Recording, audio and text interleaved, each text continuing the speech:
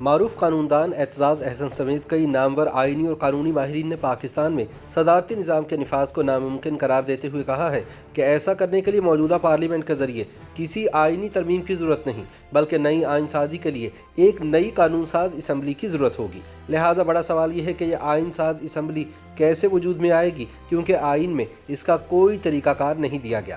ایک مرتبہ پھر سے ملک میں صدارتی نظام کی گونج سنی جا رہی ہے، لیکن ساتھ ہی یہ سوال بھی اٹھایا جا رہا ہے کہ کیا پارلیمانی نظام کی موجودگی میں صدارتی نظام نافذ کیا جا سکتا ہے؟ بنیادی سوال ہی یہ ہے کہ کیا صدارتی نظام کو کسی آئینی ترمیم کے ذریعے رائج کیا جا سکتا ہے اور کوئی ترمیم کسی آئین کے بنیادی ڈھانچے کو تبدیل کر سکتی ہے؟ اس قانونی نقطے کا جواب آئینی ماہرین کی رائے میں نفی ہے۔ انڈیپینڈنٹ اردو کے لیے اپنی تازہ رپورٹ میں سینئر صحافی عباد الحق بتاتے ہیں کہ آئین میں کوئی ایسی ترمیم نہیں کی جا سکتی جس سے آئین کا بنیادی ڈھانچہ ہی تبدیل ہو جائے۔ ان کے مطابق سابق وزیر قانون بیرسٹر اعتزاز احسن بھی اسی دلیل کا قائل ہیں کہ پارلیمنٹ کو سن 1973 کے آئین کے تحت آئین میں ترمیم کا حق ہے، تنسیخ کا نہیں۔ سابق سینیٹر اور پیپلز پارٹی کے رہنما اعتزاز احسن اپنے موقف کے دفاع میں کہتے ہیں کہ سن 1973 کا آئین پارلیمانی ہے، صدارتی نہیں۔ اس لیے صدارتی نظام لانے کا مطلب یہ ہوگا کہ آئین کی تنسیخ کر کے ایک نئی عمارت کھڑی کرے۔ ان کے بقول یہ ایسا ہی ہے جیسے ایک عمارت کو گرا کر دوسری عمارت کھڑی کی جائے۔ بقول عباد الحق ملک میں اس وقت پارلیمانی نظام حکومت رائج ہے جسے ایک قانون ساز اسمبلی نے تخلیق کیا اور 14 اگست سن 1973 کو اس کا نفاذ ہوا۔ ایک بات غور طلب ہے کہ جنرل ایوب خان نے صدارتی نظام اس وقت متعارف کروایا تھا جب ملک میں آئین یا دستور نام کی کوئی دستاویز نہیں تھی۔ جنرل ایوب خان کو صدارتی نظام متعارف کروانے میں اس لیے کوئی دقت یا پریشانی کا سامنا نہیں کرنا پڑا کیونکہ 23 مارچ سن 1956 میں نافذ کردہ آئین ایوب خان نے منسوخ کر دیا تھا اور اس کے بعد نیا دستور ہی تخلیق ہونا تھا اور اس وقت کی قانونی ٹیم نے صدارتی نظام کو ہی بہتر سمجھا۔ عباد الحق بتاتے ہیں کہ جنرل ایوب خان نے 62 کا آئین بنایا اور پھر خود ہی اس کی پاسداری بھی نہیں کی۔ اپنے خلاف مظاہروں پر جنرل ایوب صدر کے عہدے سے سبکدوش ہوئے تو وہ آئینی تقاضے کے برعکس اقتدار اسپیکر اسمبلی کو دینے کے بجائے اس وقت کے بری فوج کے سربراہ یحییٰ خان کے سپرد کر کے چلتے بنے۔ سقوط ڈھاکہ کے بعد ذوالفقار علی بھٹو نے صدارت کا عہدہ سنبھالا اور بعد میں 73 کا آئین تخلیق ہونے پر وزیر اعظم بن گئے۔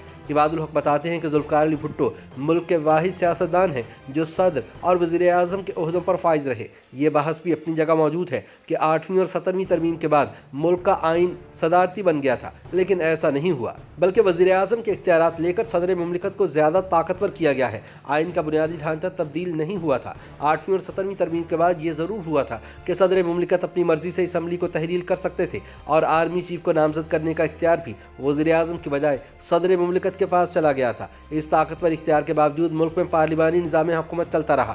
البتہ صدارتی اختیار کے تحت 4 وزراء اعظم یعنی محمد خان جنیجو، بےنظیر بھٹو کو 2 مرتبہ اور ایک بار نواز شریف کو اپنی آئینی مدت مکمل کیے بغیر ہی گھر جانا پڑا۔ نواز شریف کا اس وقت کے صدر غلام اسحاق خان کے ساتھ آرمی چیف کے تقرر پر تنازع کھڑا ہوا اور اسحاق خان نے جنرل آصف نواز کے انتقال کے بعد جنرل عبدالوحید کاکڑ کو آرمی چیف مقرر کیا تھا۔ بعض سیاسی اور آئینی حلقوں کے مطابق جنرل پرویز مشرف کے اقتدار سنبھالنے پر اس وقت کی سپریم کورٹ نے جنرل پرویز مشرف کو حکومت بحال کرانے کے لیے مہلت دے دی تھی، لیکن عباد الحق کے بقول یہ دلیل دینے والے اس بات کو نظر انداز کر رہے ہیں کہ سپریم کورٹ کے مہلت دینے کے بعد ملک میں پارلیمانی نظام حکومت بحال ہوا اور پہلے ظفر اللہ خان جمالی، پھر چودھری شجاعت حسین اور آخر میں شوکت عزیز وزیر اعظم بنے۔ آئین کی سمجھ بوجھ رکھنے والے اس نقطے پر قائل ہیں کہ موجودہ آئین کے بنیادی ڈھانچے کو کسی ترمیم کے ذریعے تبدیل نہیں کیا جا سکتا اور آئینی ترمیم کرنے کی طاقت اس وقت کسی کے پاس نہیں ہے، چاہے کسی حکومت کے پاس اسمبلی اور سینٹ میں کتنی اکثریت ہی کیوں نہ ہو۔ ملک کی اعلیٰ عدلیہ بھی موجودہ آئین کی پیداوار ہے اور اس کے پاس بھی اسی آئین کو تبدیل کرنے کا اختیار نہیں۔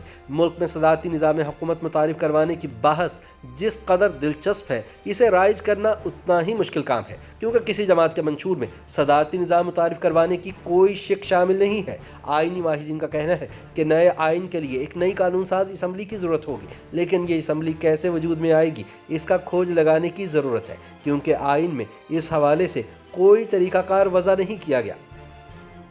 YouTube پر گوگلی نیوز دیکھنے کے لیے youtube.com کی سرچ بار میں googly news T V type کریں۔ گوگلی نیوز کے پیج پر سرخ رنگ کے سبسکرپشن والے بٹن پر کلک کرنا نہ بھولیے۔ YouTube پیج پر اپلوڈ ہونے والی ویڈیوز سے باخبر رہنے کے لیے بیل آئیکن پر کلک کیجیے۔ آپ کو ہر نئی ویڈیو کے بارے میں نوٹیفیکیشن موصول ہو جائے گا۔